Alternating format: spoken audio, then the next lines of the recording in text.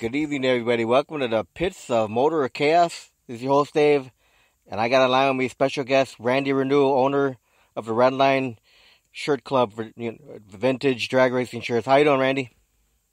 Doing good. How about you? Good.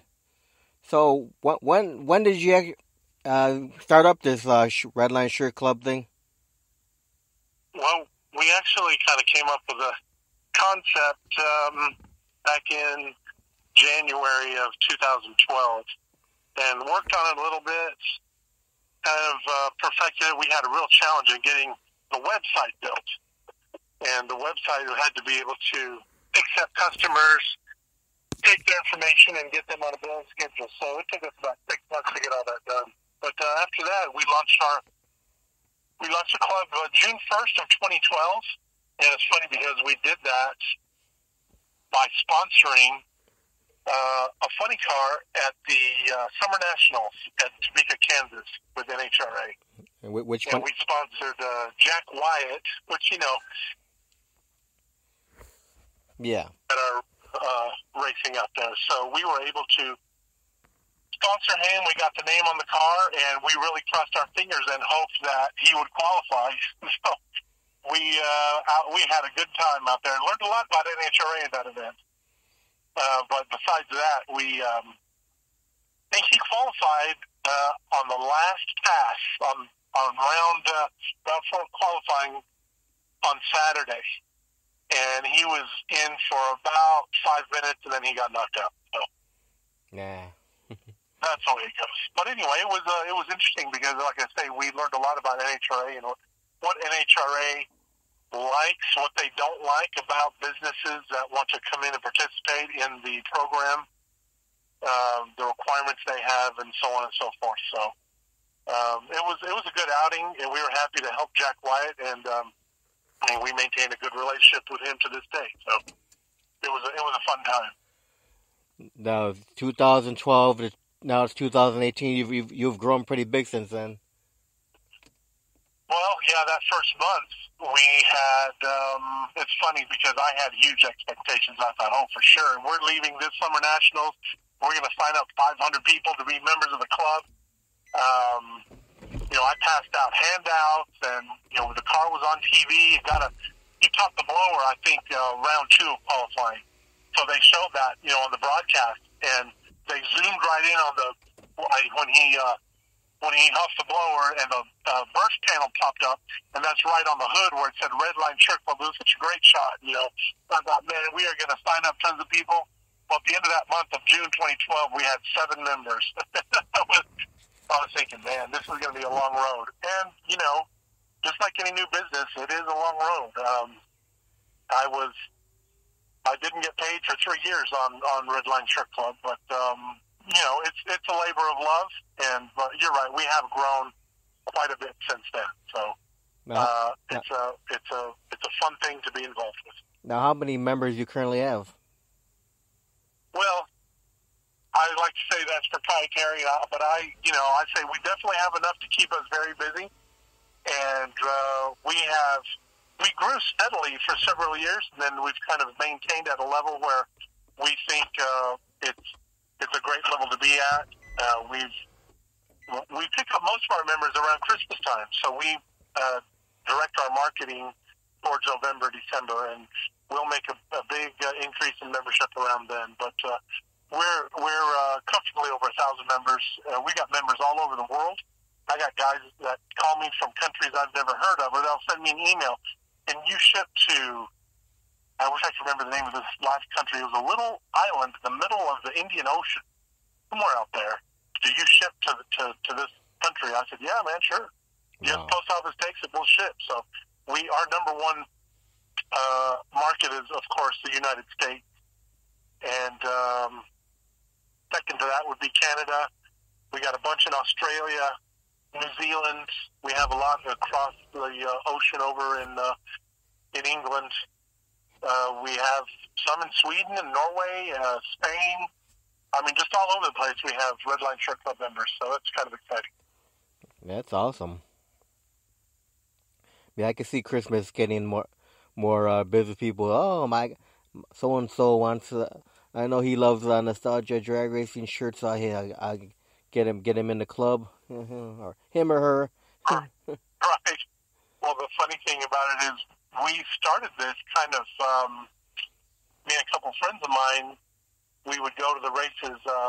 We were based, or I still live basically in the Dallas-Fort Worth Metroplex area in Texas. And I had a couple of buddies that we've been friends for a long, long time. We used to go to the races together, and we would go to Ennis for the national event that NHRA had there. We went there for years and years, and we used to like to buy T-shirts, and then we kind of realized we weren't really buying any shirts anymore. And the shirts they had for sale at the national events were a little bit different than, I guess, the ones we'd been used to, or the ones we liked, us being kind of a little bit older than what we call the glory days of racing, 70s and 80s, and even even the 60s, and those days, was when the sport first got started, and it was a totally different era.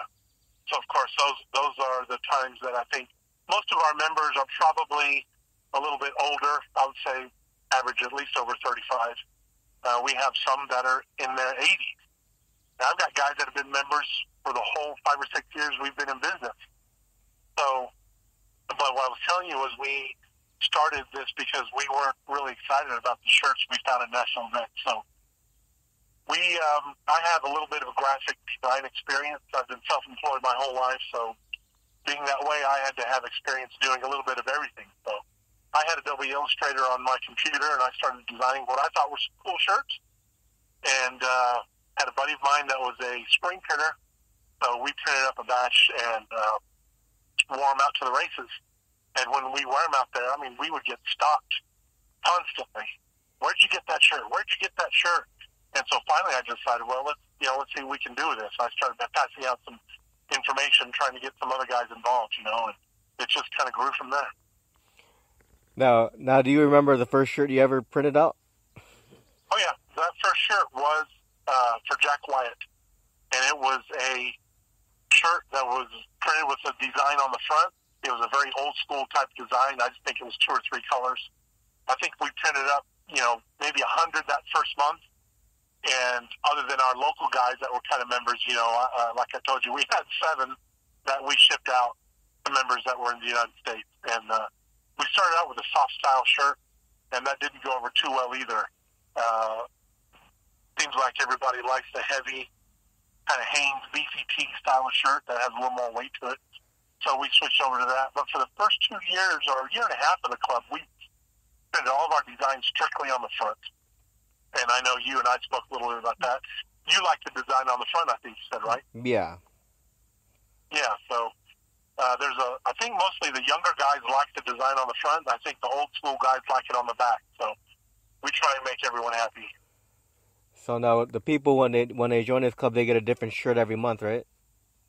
Yeah, they get a different shirt every month.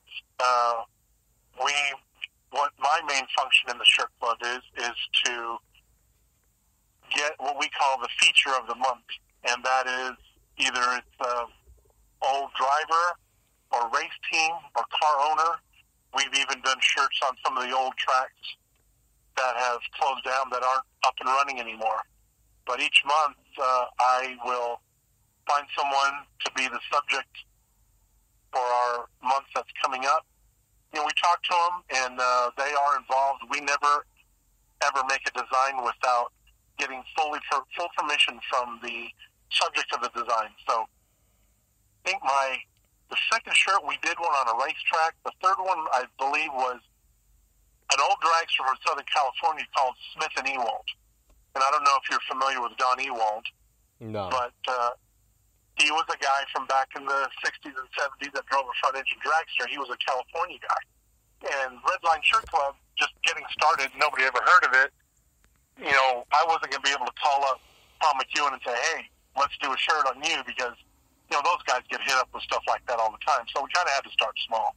And luckily, Don Ewald was such a great guy. He said, sure, I'd love to have you guys do a shirt on me. And we came up with a design, which was a really cool design. Front engine dragster on the front, doing a really cool burnout. I like to think we've always had really great artwork. Currently, we use a couple of the premier graphic artists that are doing drag racing designs right now. But back then, it was mostly just me that did it. So they were kind of, these 2 or 3 color designs, not the multi-color designs we use now. Right. Anyway, I was going to say, Don Ewald, who's a SoCal guy, he was very, very helpful to me in getting the club going. And he said, hey, you need contacts for anybody? Let me know. I've got everybody's phone number. He also operates a website called We Did It for Love. I don't know if you're familiar with that website. No. It's called WeDidItForLove.com, and on that website he features thousands, tens of thousands of nostalgia drag racing photos. Lots that he's taken himself, and lots that other photographers have contributed over the years. And they also feature all the photos from the California races, like the Bakersfield March Meet, Hot Rod Reunion, stuff like that. So he's a guy that helped me kind of get known and gave me some phone numbers to a lot of the guys that we featured later on. I think he gave me Tommy Ivo's number, another great guy. Tommy Ivo was so thrilled to be part of the club and have us feature him as a shirt of the month. The very first one we did on him was his front engine dragster, and that was in December of that year of 2012, as I remember. And then probably 3 years later, we did another one on Tommy Ivo, his 4-engine car. But the one that he did the Smoky Burnouts with. It's so great. I feel really lucky to be able to be involved in a business that I love, number one, but also that I get to talk to these guys and even develop a friendship with them. Tommy Ivo was one of the guys who was just, when you get him on the phone and start talking to him, that just tell you all kinds of stories. And one of the things that we feature on Red Line Shirt Club with the Shirt of the Month is a collector card.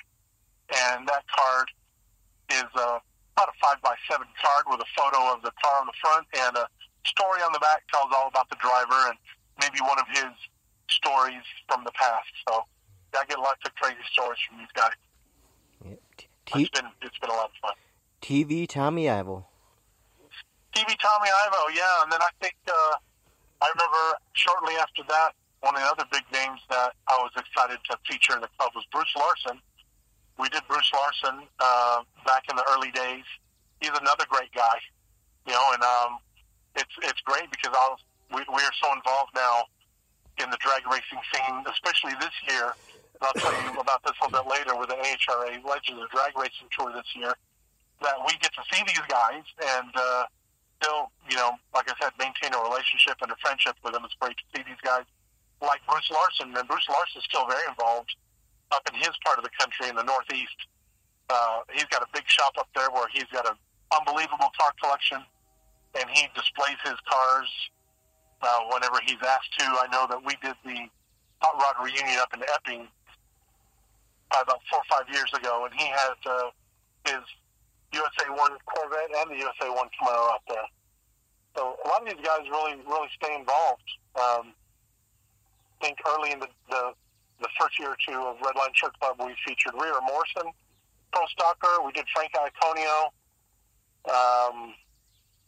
We even did Jungle Jim as one of our early shirts back then. So we've kind of done them.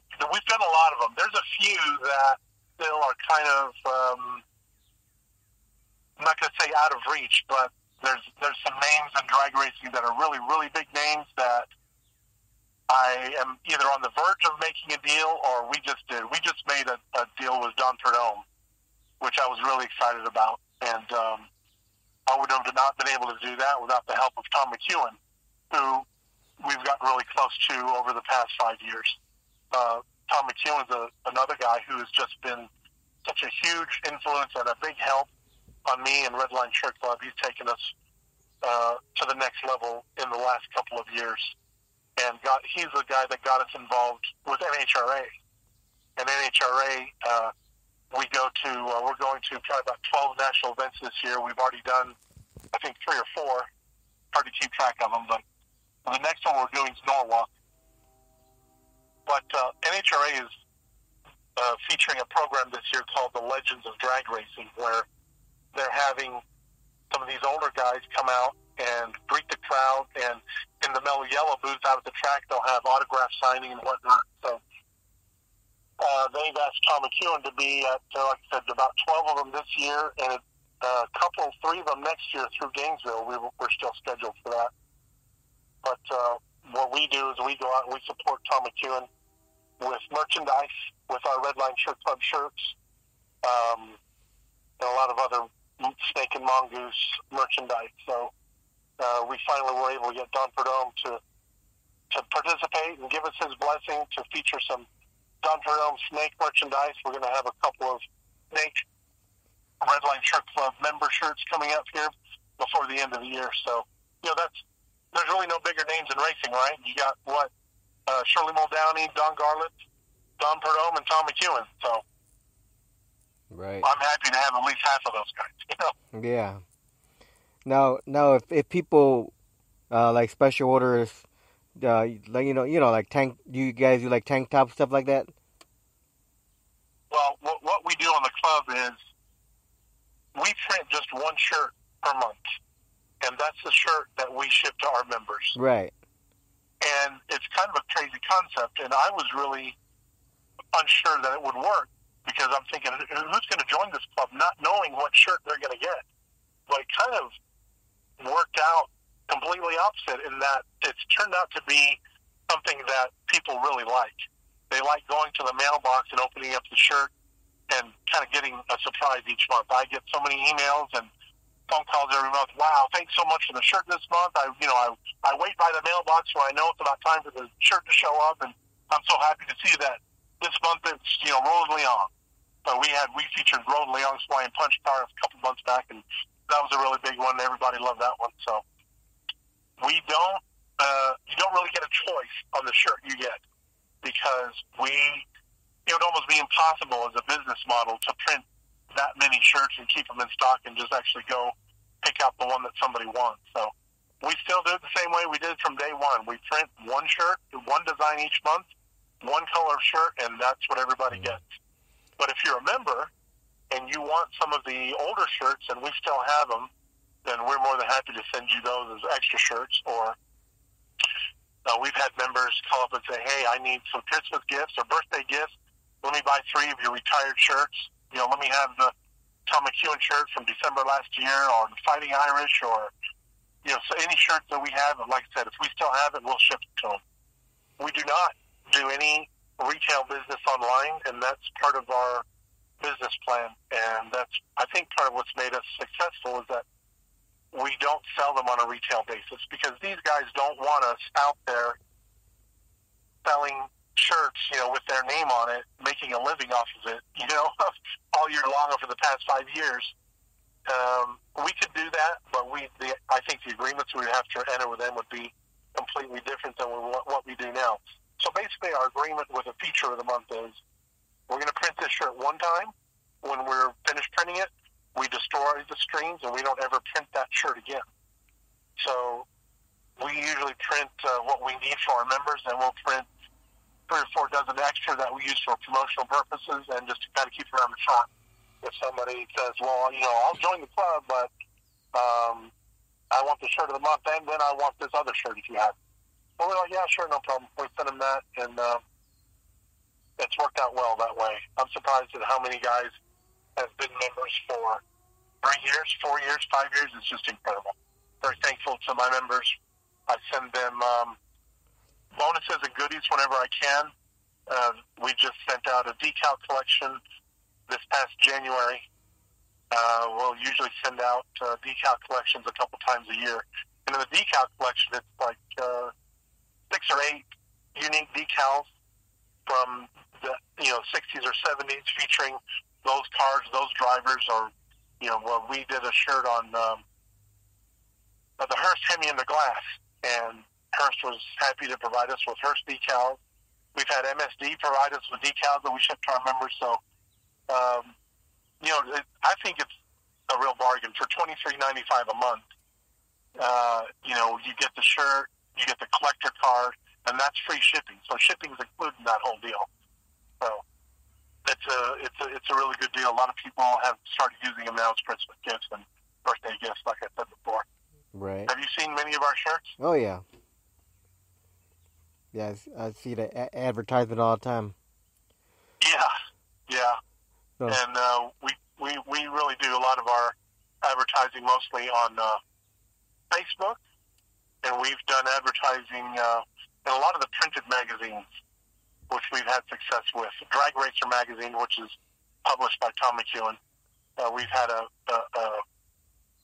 ad in that magazine, I think, every issue now for the past 3 years. So we try and stay current. We are also staying current with our involvement with Funny Car Chaos. I'm not sure if you're familiar with what's going on with that. Yeah, I interviewed Chris Graves earlier. Not today. Oh, you did? Okay. Yeah. Yeah, well, Chris is a great guy, and he's a very innovative guy, and he's doing some things that I had always wanted to do. Back when I had my drag strip in El Paso, Texas, we just booked in, and that's also another thing that helped me out with the shirt club, is because for the 10 or 12 years I was running El Paso Dragway, I booked in guys like John Force. I mean, we booked John Force every year back when he had the Coca-Cola car and the Wendy's car back in the 80s. We booked guys in like Gary Densham and Ezra Boggs, and a lot of these old-time Nitro guys that would come through from Pomona on their way to Gainesville. Booked in Jack Wyatt back then, too. So these are the kind of the relationships that I maintain and was able to use them as features for the shirt club. Now, the Funny Car Chaos, the shirts that they'll be selling for Funny Car Chaos, did you guys make them? Oh, yeah. Yeah, the Funny Car Chaos shirts, Redline Shirt Club is very proud to be the sponsor, the title sponsor of Funny Car Chaos. We started out last year in Denton at North Star Dragway, which I'm happy to call our home track. It's only about 40 minutes from where I live, so we wanted to help those guys out and sponsor the FC Chaos, which at the time really was just that one race. And right. I talked about maybe expanding it to a larger market, maybe some other markets. And, you know, after the first one was so successful, I think we had 24 funny car teams enter and compete for the purse. Chris got after it, and he scheduled more races. So we've already completed the first one this year. Yeah, Oklahoma. It was in Joplin or Asbury, Missouri, which is just north of Joplin. And that track is called Mocan Dragway. Beautiful little facility. I had never been there before, but it's been in operation, I believe, since 1962. And just, I mean, salt of the earth people, just wonderful, wonderful people. They run a great racetrack. They're very efficient. And I had to compliment the owner and the track manager. You know, having 10-plus years experience of running a drag strip myself, it's not real often I see an operation run as well as they ran Mocan. And they did a really great job. So we had a really good showing there and a great crowd. So that first Funny Car Chaos race of the year for this year turned out really well. And we're looking forward to the next one, which is coming up in Amarillo, June 1st and 2nd. And I believe I talked to Chris pretty often. I think he said we've got 24 teams, 23, 24, 25 teams pre-entered. So it's going to be a great weekend. Yeah, no. Then the end of July in Illinois. Right, in Illinois, and then September. We'll finish up this year. That's right, September 14th and 15th, back at our home track of North Star Dragway in Denton. And you know, kind of the idea of Funny Car Chaos, you know, is a great concept by Chris, and it's just one where it's kind of opposite of, I'm not going to say opposite, but it's a very fresh take on funny car racing. Yeah, right. Run what you bring it to the track, hope you brought enough, heads up racing.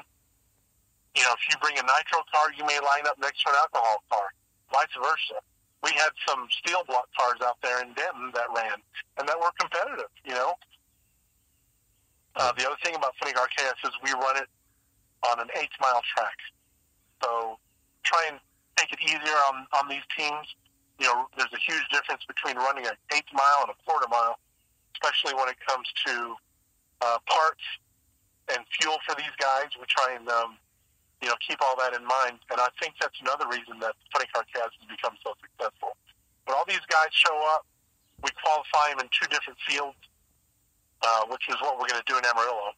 We'll have an A field and a B field. Each field will get a separate payout. To win in the A field is $5,000, and every place pays. Even first round losers get paid. So we try and make sure that nobody leaves without a little bit of cash in their pocket, help pay for fuel or hotel or whatever we can help pay with. And Funny Car Chaos is very actively searching for sponsors. Redline Shirt Club, like I said, is the premier sponsor. We would welcome anybody else that wants to kind of be part of it. It's growing really rapidly. I think it's kind of a take back on the old days of drag racing, where it's much simpler. It's a lot less expensive than it is trying to go to a big show race. These are guys that aren't going to qualify at a big show.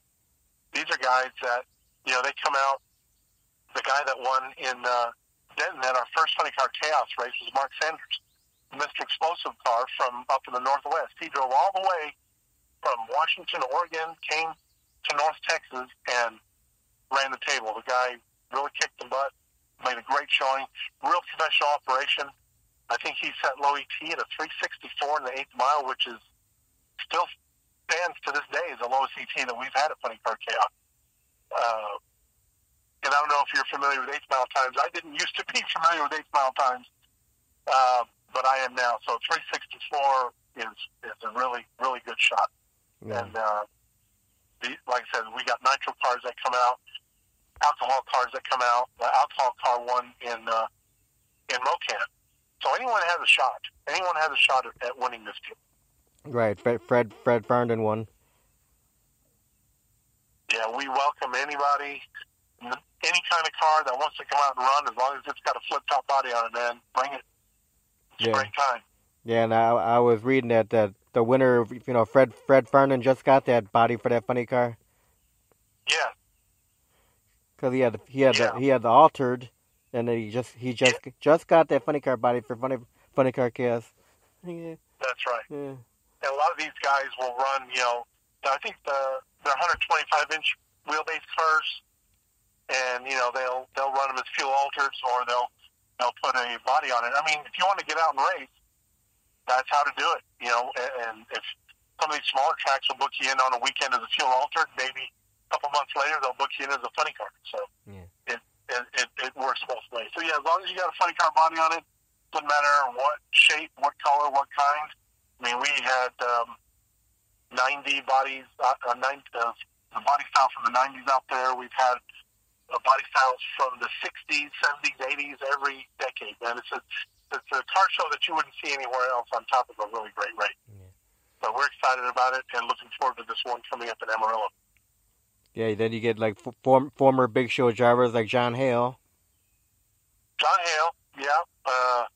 Now I'm not sure if he's going to make this one or not. He was at the first one.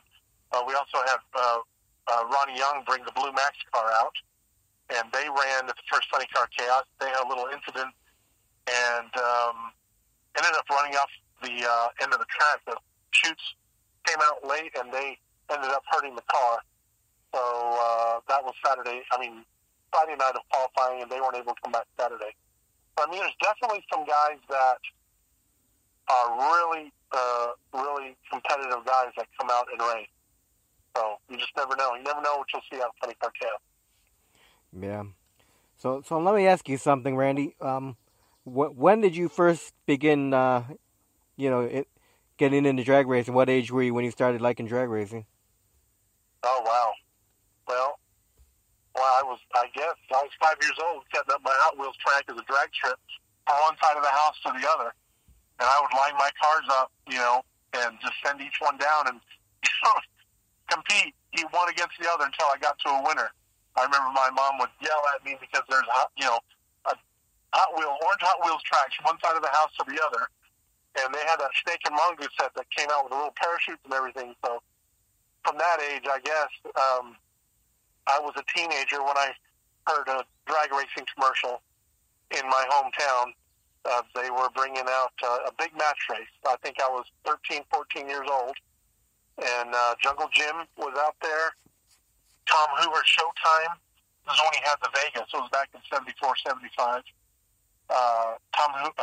Jungle Jim had the red Monza and the blue Monza. So I guess Jake Crimmins was driving. Beartown Shaker was out there.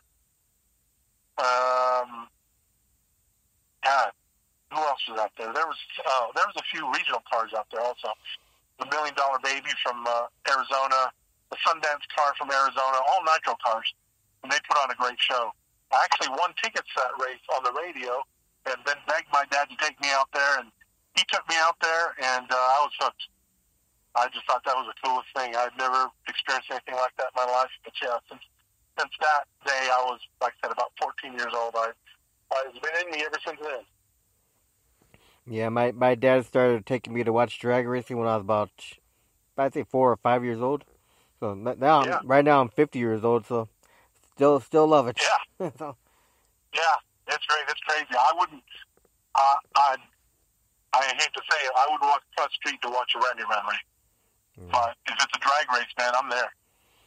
Yeah, because he used to take me to the track that closed down in Indiana, which is US 30 drag strip in Indiana.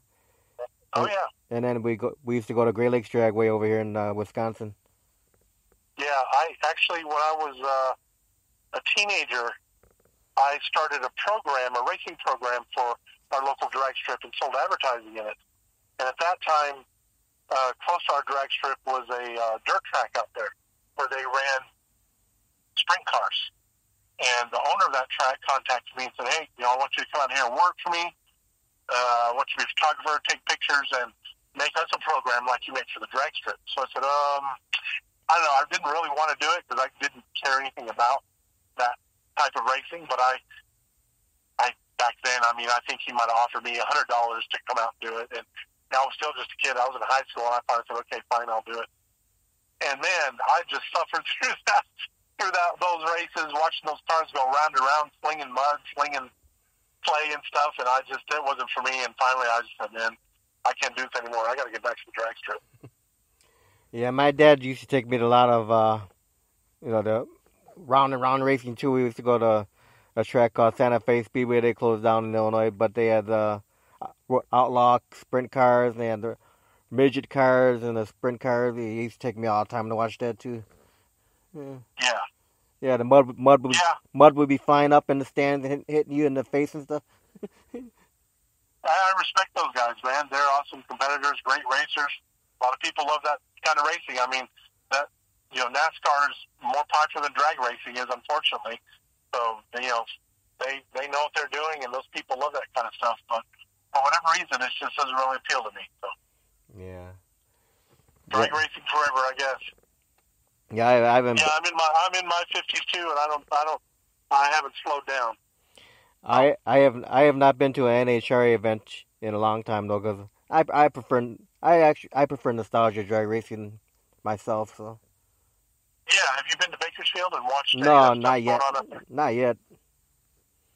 Yeah, that's really something. And we went out there to market Redline Shirt Club, and we're out there. We've been out there every year for the past 6 years, and we started with a very small display. Now we've gotten to a very big display, and but it's really great. I think this last time, they just had the big race in Bakersfield. I think the 60th annual. I think they had 32 funny cars that were entered in the field, and these are just beautiful cars, really beautiful cars. They have a full field of front-engine nitro top fuel cars. They've got a big fuel altered show as well. It's just it's an unbelievable place. You got to put that on your list of places to go, whether it's for the Hot Rod Reunion in the fall or March Meet in the springtime. Man, either one is a great time. Yeah, I've interviewed a lot of the nitro drivers from California. They tell me I need to come up there. Yeah, definitely do it. You don't want to miss that. There's some other stuff that goes on in Southern California. I don't know if you've heard of Eagle Field. No. Eagle Field is north of Bakersfield. I've not been there, but I have heard a whole lot about it, and that's a place that we definitely want to go. Eagle Field is really kind of old school, where they do lots of nostalgia stuff. And I think they run one or two really big races each year. And that's at a race where I think you'll see just about anybody out there. I think Tommy Ivo's been out there. I know Don Perdoma's been out there to watch. So it's really kind of like the old days. Eagle Field is a great place to go. We've got it on our list of places to go for this next year. Right. So now, Randy, I'm gonna ask you a few fun questions that I ask like the drag race drivers when I interview them. Okay. What's your favorite food? My favorite food? Yep. Oh man, love Mexican food. How about tacos, man? Everybody loves tacos, but find a good taco, I'm there. Favorite beverage? Favorite beverage? Gosh, my wife looked at me and said Coke, but I don't know about that. I drink a lot of green tea. A lot of green tea. That's a really good drink to have. So yeah, I'll go with green tea. All right. Favorite music? Music? Well, I guess if I got to pick one band, it would have to be Led Zeppelin. I grew up on that, and classic rock. You know, classic rock. Classic rock. I really and truly do listen to a lot of everything. I don't listen to very much country or classical, but you know, I've been known to even listen to a little bit of Jay-Z and stuff like that. So like Led Zeppelin, Pink Floyd, all that stuff. Sure, yeah, all those guys. They're, you know, kind of. I didn't want to get stuck on one genre because, you know, a lot of guys as they get older, you know, oh yeah, classic rock, you know, Zeppelin, Ozzy, right? You know, Foreigner, all that kind of stuff. They don't go past the 70s, but you know, 80s stuff was great. All that 80s stuff, 90s stuff was great. I love Creed and, you know, Stone Temple Pilots and Bush and Nirvana, all those guys. Alice in Chains, great band. Yeah, the grunge bands. Yeah, that was a great genre as well. So are you a movie guy, Randy? You like watching movies? I really don't see many movies. I am not a movie guy. But I couldn't tell you. If I had to tell you last time I saw a movie in a theater, I couldn't do it. I have no idea. All right, so yeah, but do you have a favorite movie of all time though, from like years ago? Favorite movie?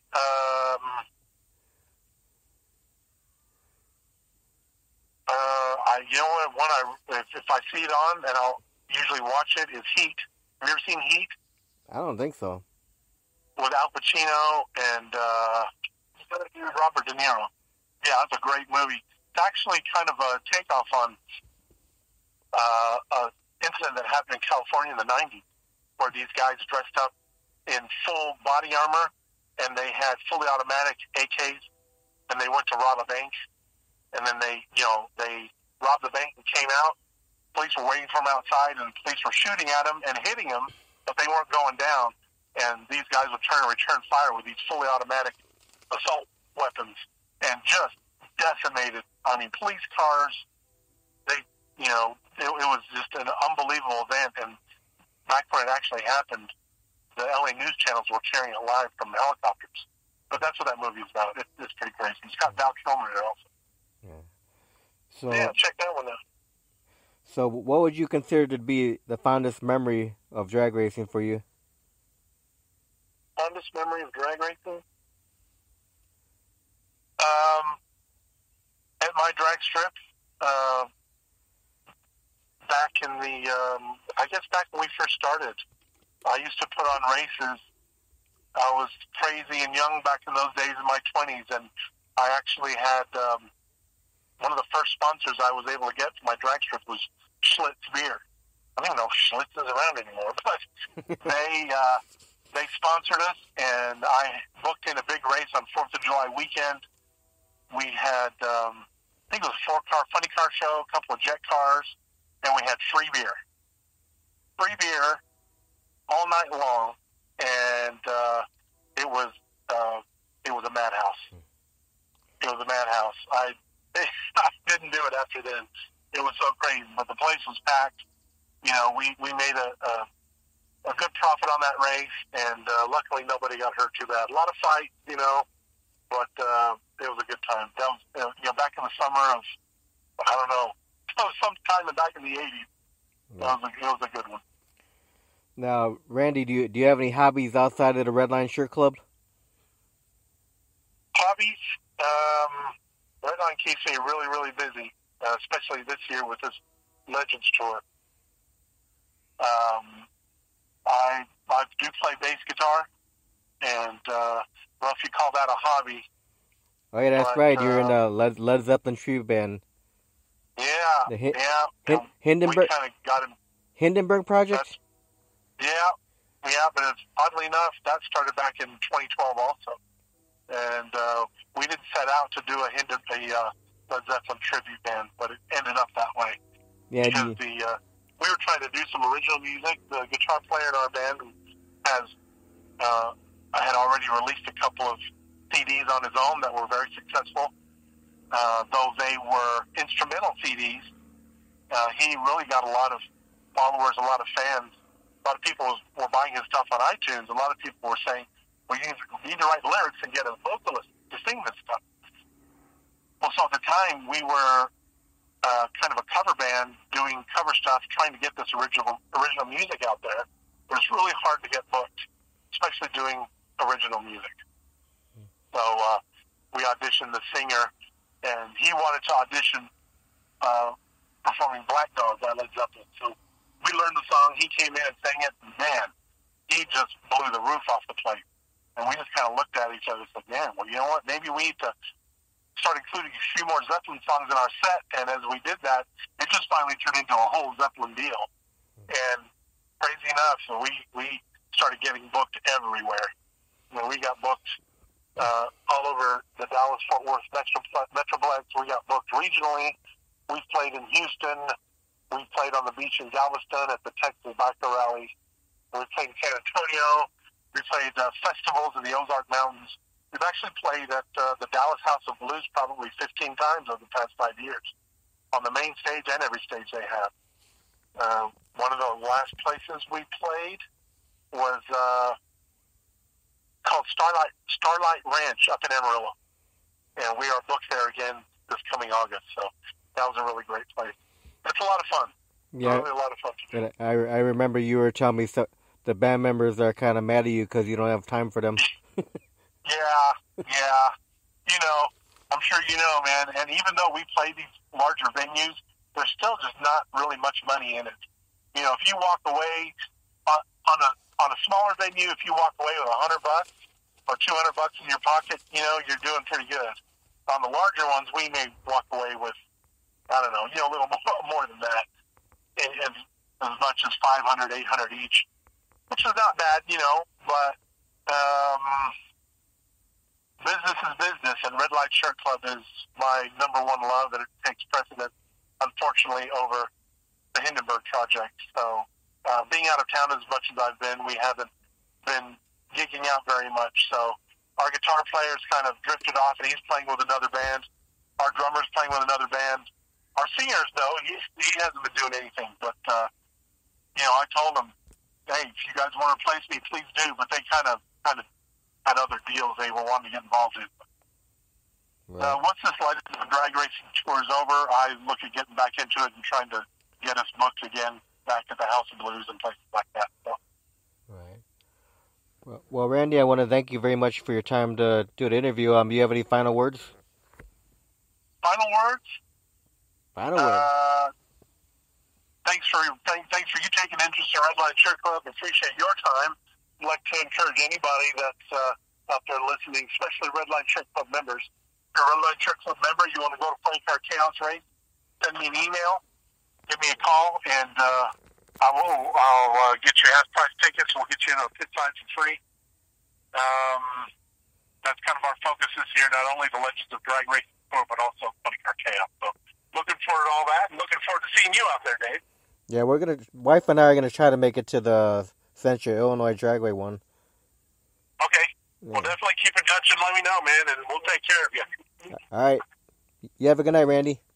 All right. Thank you. All right. Bye-bye.